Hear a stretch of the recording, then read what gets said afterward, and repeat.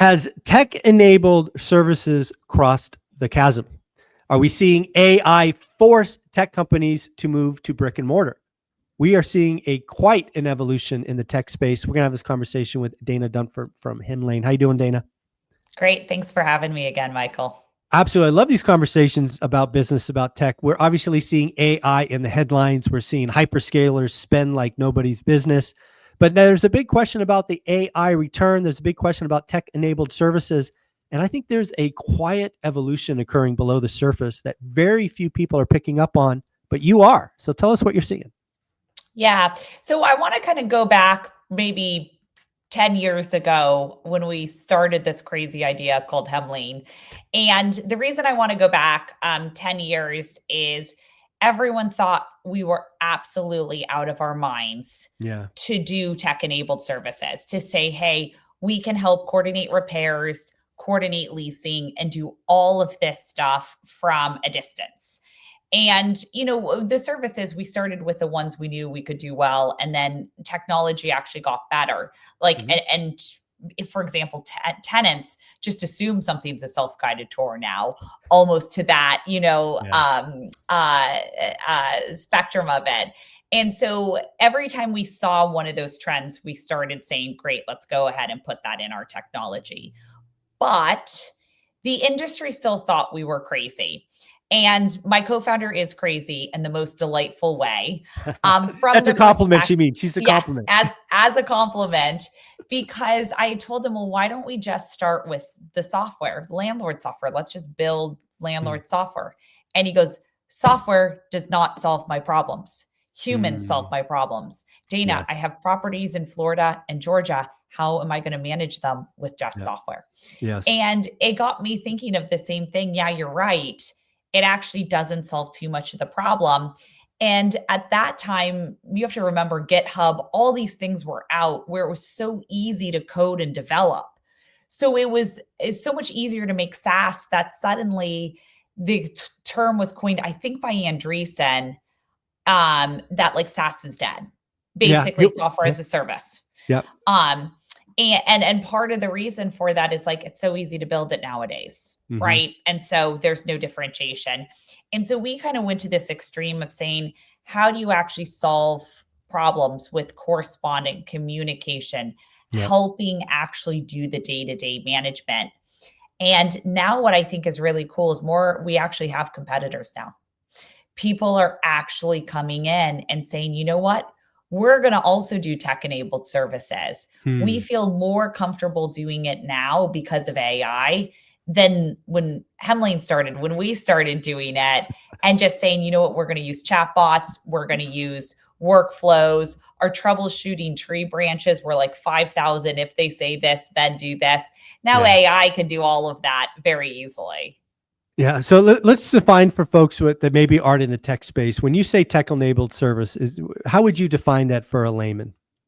Yeah. So a tech-enabled service is essentially a service that traditionally was done offline that now technology is doing for you. And so, for example, let's just say you need to turn over a rental property. Turnover would be a service that a traditional management company would provide. Sure. But tech enabling it by putting a lot of technology into it, using AI or a few humans to kind of help when you need help, that's enabled by technology so that technology is guiding them through the process. And historically, you couldn't do that and do it well. But now it's so much easier to do. And it's something where I'm excited because I'm excited for more competition, more folks to come into our space and do something similar to what we're doing. Yeah, it's really interesting because again, I was in the software space, SaaS space for a long time. Another thing that Andreessen once said was software was going to eat the world. Oh yes, that's the other quote. Yeah, software is going to eat the world. It's really interesting because I think we're seeing kind of a blend of a couple of things today. First, you have the Blackstones and BlackRocks of the world buying basically mom and pop service organizations like, painting and air conditioning and, all of those because they're just trying to do roll-ups.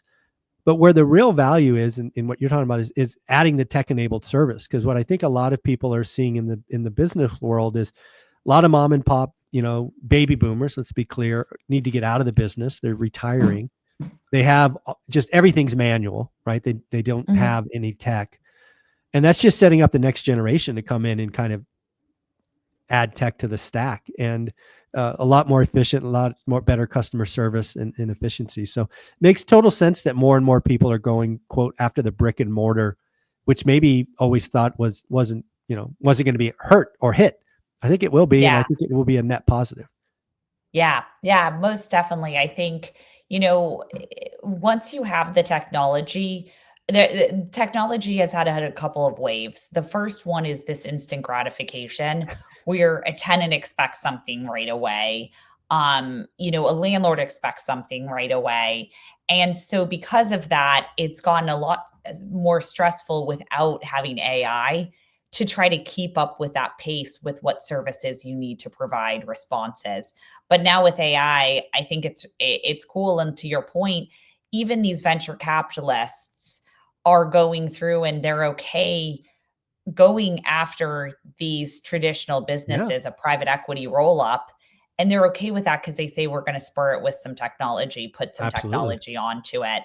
And so I think there's going to be a huge consolidation in the space. I Hmm. also think that in all these industries, you're going to see a landscaping company that's nationwide. Yep, You're going to see, you already exactly. see it with plumbing, HVAC nationwide, and they're doing all their operations from one central location with technology. And it's going to be actually great for you because their technology is going to be really freaking good. I actually noticed it. We were with a recent experience at a car, getting like a tire fixed at Mm. a car dealership, and I got two quotes. One had great technology, so many photos, etc. The price was like four times the price. Oh, One, they didn't use any technology. The price was lower, right? And so then I was like, oh, I'll just go to the one, even yeah, though I loved the app. But I think what you're going to get is these roll ups. And then the yep. real question is on quality and price of everything. And those two are going to be the most important things because I think everyone will have, hopefully, really good technology.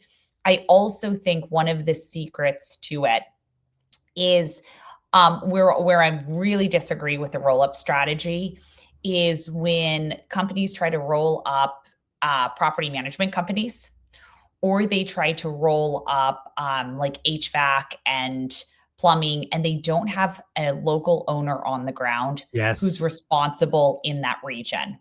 agreed. That is where I see things go absolutely to, poor quality, that quality that I Yep, mentioned. yep. I think the tech enabled services that are going to win are going to be the ones that say, great, we have operators at a headquarter level, corporate nationwide level, doing everything that technology can do better than humans. Hmm. And they're doing that just on repeat across the nation. But they have one local owner on the ground building this business Yep. who is making sure the technicians who are on site and in the field are properly trained. They know exactly what's going on. They can go see if something's gone wrong, what technician messed something up, how do they Mhm. prevent that in the future. And so that's something that it's going to be interesting with private equity and VC going into it, because I think quite a few of them are trying to say, hey, we just put in some standard manager level in each region and it will work out great. And I just don't think it does. I think you need Agreed. that owner operator on the ground. Yeah, I think this is gonna be really interesting to see how the tech-enabled service plays out, because I think you're right. It's always about price, quality, relationship. And I think that's where, to your point, where the big guys are gonna miss, is they're gonna just keep looking at spreadsheets and kind of, try Mhm. to bring out the and squeeze out as much profit as possible, and again, think short term versus long term. The other thing I think about tech-enabled service where we are today is when folks like Hemlane came out 10 years ago, it was, and these are my words, not yours, it was really about me, right? Me, the landlord in this case, right? Help me with audit trail, help me with communication, help me with financials, help me with, some of the paperwork that was just crazy before cell phones and mobile and all that. Mhm. Now we're to the point where it's about the tenant, and there's a lot more Mhm. tenants than landlords. So providing better service, turnover, communication, rules of the road, emergencies, just involving that's where things get better. And you can actually, Hemlane can help landlords have better retention. Yeah. Because again, at the end of the day, turnover is what kills most landlords. So if Hemlane could be that vehicle that, like, the tenant may not even know it's Hemlane. It's a mobile app to them, but it allows them to have better communication, get stuff fixed when broken. And that's where it's going to be fun to watch the tech-enabled service, kind of go to that next level. Today it's about the consumer, where before it was maybe about the owner. And this is a lot of fun. I couldn't agree more. The voice of the consumer is getting more and more powerful, especially with the onset of everything going mobile and digital. Yeah. Dana, where can people find out how Hemlane is using AI? Yeah. So if you are interested in property management, any of the AI stuff we're doing, you can go to hemlane.com, HEMLA.com, and just mention ORAT because you get 20% off your first year on our paid packages, but we also have a free plan. Also, folks, if you're a landlord or a prospective landlord and you haven't gone to hemlane.com and checked out their resources tab, you're sleeping, because there is so much stuff in there about local rules and laws and all of that. So go to hemlane.com/resources to see what's there. Dana, you're amazing. Take care. Thanks so much.